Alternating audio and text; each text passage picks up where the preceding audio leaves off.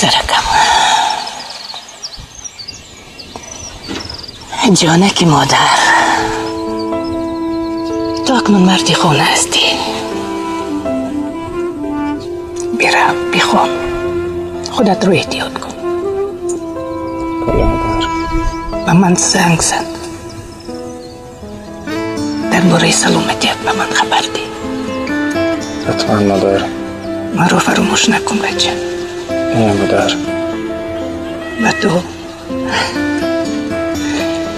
به تو کشوی چیکار بچم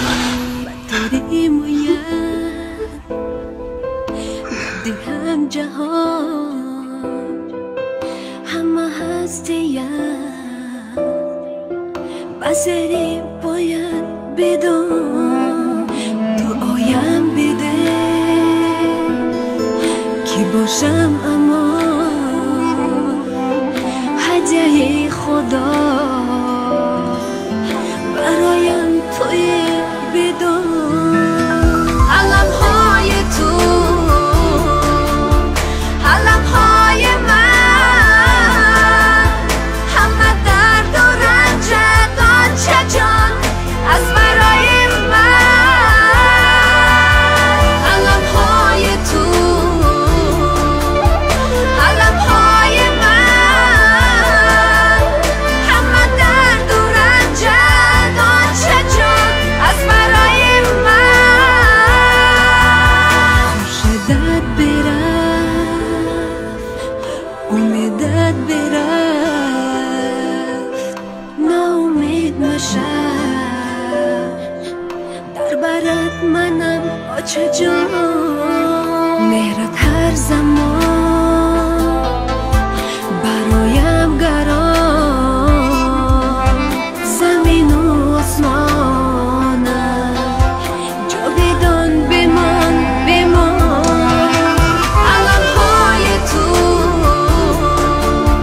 علمهای من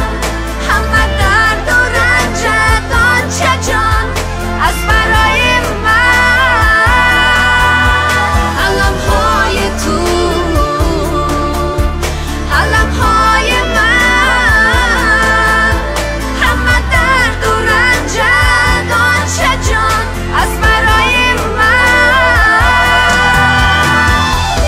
مردک ممکن شماره ده این زن کی است؟ این زن را از کوچه آوردم بیچاره از دهات آمده است سرسام جای رفتنش هم نبود با این خاطر خانه آوردم که شب را روز کند پگاه می رود آخه آدمی که را نشناسید برای چی به خانه می آورید؟ ای بیامون باز همون گپا 100 روز نمیستد گفت علمهای تو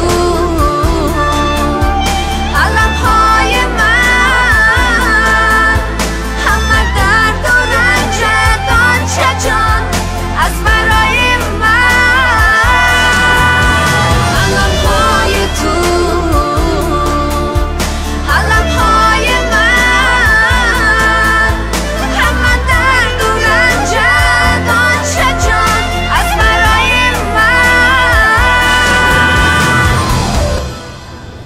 خورشیدت برفت امیدت برفت